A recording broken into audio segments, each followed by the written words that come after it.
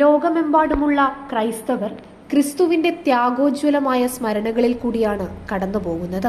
ക്രിസ്തു തന്റെ 12 ശിഷ്യന്മാരോടൊത്ത് അന്ത്യാത്താഴം കഴിച്ചതിന്റെ ഓർമ്മ പുതുക്കി പെസഹ വ്യാഴവും, ശേഷം കാൽവരിയിൽ മനുഷ്യരുടെ പാപങ്ങൾക്ക് മുഴുവൻ വേണ്ടി കുരിശുമരണം വരിച്ച ക്രിസ്തുദേവനെ ഓർമ്മിക്കുന്ന ദിവസമായ ദുഃഖവെള്ളിയും വിശ്വാസ സമൂഹത്തിന് പകർന്നു നൽകുന്നത് സ്നേഹത്തിന്റെയും ത്യാഗത്തിന്റെയും സഹിഷ്ണുതയുടെയും സന്ദേശങ്ങളാണ്.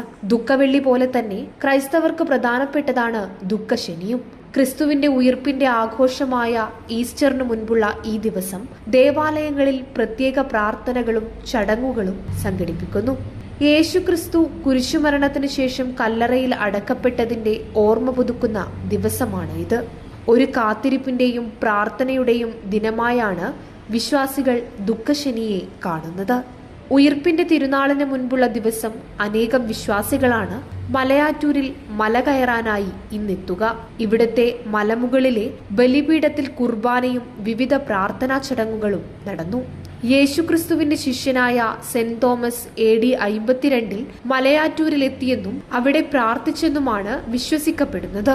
മലയാറ്റൂർ മലമുകളിൽ അദ്ദേഹം പ്രാർത്ഥിച്ചപ്പോൾ പാറയിൽ പതിഞ്ഞ അദ്ദേഹത്തിന്റെ പാദമുദ്രയും കുരിശിന്റെ അടയാളവും ഇന്നും അവിടെ കാണാൻ സാധിക്കും. വിശ്വാസ വഴികളിൽ മലയാറ്റൂരിനുള്ള പ്രാധാന്യം വളരെ വലുതാണ്. Prime vision news, Iritty.